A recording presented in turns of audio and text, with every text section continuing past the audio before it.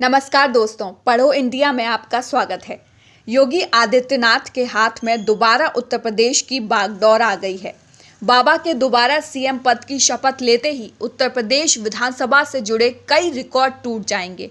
पहला और सबसे अहम रिकॉर्ड योगी के नाम होगा, जो लगातार 2 बार सीएम बनने का है। इसके पहले यूपी में चंद्रभानु गुप्ता और एनडी तिवारी लगातार 2 बार सीएम बने, लेकिन वे अपना कार्यकाल पूरा नहीं कर सके थे। 20 मई 1950 को उत्तर प्रदेश विधानसभा का गठन हुआ था। 71 सालों में प्रदेश को 21 मुख्यमंत्री मिले। अब तक ऐसा किसी विधानसभा चुनाव में नहीं हो सका है, यानी बाबा भारतीय जनता पार्टी के लिए लकी साबित हुए हैं। योगी ने जो 7 रिकॉर्ड्स अपने नाम किए हैं, वो हम आपको बताते हैं। पहला, यूपी विधानसभा के इतिहास में लगातार दूसरी बार सीएम बनने वाले पहले उम्मीदवार। दूसरा, 5 साल का कार्यकाल पूरा करने वाले बीजेपी के पहले मुख्यमंत्री। तीसरा, बीजेपी शासन में पहली बार ऐसा हुआ जब 5 साल तक एक ही व्यक्ति सीएम रहा। चौथा, 2007 में मुलायम सिंह के बाद बतौर सीएम चुनाव लड़ने वाले पहले उम्मीदवार। पांचवा, 34 साल से चल रहे नोएडा फैक्टर को तोड़कर जीत हासिल करने वाले मुख्यमंत्री। छठवां, योगी लगातार दूसरी बार जीत हासिल करने वाले 5वें सीएम हैं। इसके पहले 1957 में संपूर्णानंद, 1962 में चंद्रभानु गुप्ता, 1974 में हेमवती नंदन बहुगुणा और 1985 में एनडी तिवारी भी ऐसा कर चुके हैं। सातवां, योगी आदित्यनाथ 15 साल में पहले मुख्यमंत्री होंगे जो विधायक के रूप में शपथ लेंगे। उनके पहले 2007 में मायावती और 2012 में अखिलेश यादव ने विधान परिषद सदस्य रहते हुए मुख्यमंत्री पद की शपथ ली थी। यहाँ जो नोट करने वाली बात है वो ये है कि तत्कालीन मुख्यमंत्री मुलायम सिंह ने 2007 में 15वीं विधानसभा के लिए गुन्नौर सीट से चुनाव लड़ा था, लेकिन बसपा की सरकार बनने से वे दोबारा सीएम नहीं बन सके थे। बात करें गोरखपुर सीट की, तो गोरखपुर सदर सीट बीजेपी का गढ़ मानी जाती है। बीते 33 साल से यहां भाजपा का प्रत्याशी ही चुनाव जीतता आ रहा है।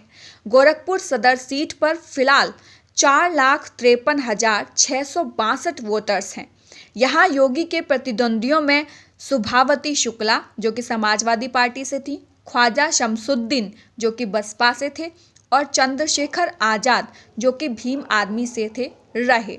1989 में यह सीट भाजपा के शिव प्रताप शुक्ला ने जीती थी। तब से इस सीट पर भाजपा ही काबिज है।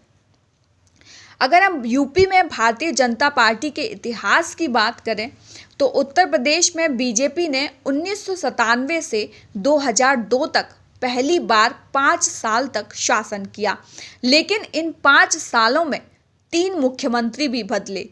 21 सितंबर 1997 को जब भाजपा सरकार बनी तो कल्याण सिंह मुख्यमंत्री बने।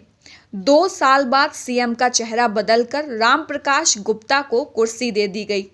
इस बदलाव के महज 351 दिन बाद राम प्रकाश गुप्ता को हटाकर राजनाथ सिंह को सीएम बना दिया गया। पार्टी लगातार सत्ता में आई तो सीएम बदल दिया। उत्तर प्रदेश की राजनीति का सबसे रोचक पहलू यही रहा है कि अगर किसी पार्टी ने राज्य की सत्ता में वापसी की तो उसने अपने पिछले सीएम को मुख्यमंत्री की कुर्सी नहीं दी।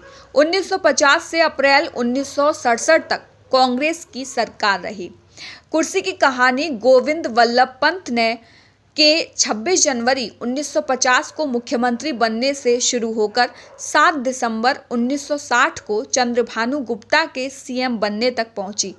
इस बीच पार्टी ने 3 सीएम और बदल दिए थे, जिनमें संपूर्णानंद और सुचेता कृपलानी का नाम भी शामिल रहा। यानी कांग्रेस की सरकार तो पूरे 5 साल रही, लेकिन मुख्यमंत्री बदलते रहे। इसके बाद चंद्रभानु गुप्ता ने 26 फरवरी 1969 को फिर से मुख्यमंत्री पद संभाला। 1973 से 1974 तक कांग्रेस ने सरकार बनाई। जून 1980 में कांग्रेस दोबारा सत्ता में आई और दिसंबर 1989 तक काबिज रही। इन 9 सालों में कांग्रेस ने 4 मुख्यमंत्री बदले, जिसमें विश्वनाथ प्रताप सिंह, श्रीपति मिश्रा, एन.डी. तिवारी और वीर बहादुर सिंह का नाम शामिल है। अगर हम पूरे कार्यकाल की एक कहानी की तरह देखें तो 3 जून 1995 को मायावती पहली बार उत्तर प्रदेश की मुख्यमंत्री बनी। मायावती सरकार 18 अक्टूबर 1995 तक चली और 137 दिन बाद उनकी सरकार गिर गई। प्रदेश में राष्ट्रपति शासन लागू हो गया। मार्च 1997 में राष्ट्रपति शासन हटने के बाद मायावती दोबारा मुख्यमंत्री बनाई गईं, लेकिन इस बार भी उनकी सरकार 184 दिनों तक ही चल सकी। मायावती दूसरी बार सीएम जरूर बनी, लेकिन बीच में 1 साल से ज्यादा समय राज्य में राष्ट्रपति शासन रहा और मायावती अपना कार्यकाल पूरा नहीं कर सकी। इसके बाद कार्यकाल पूरा करने का मौका उन्हें 2007 में मिला।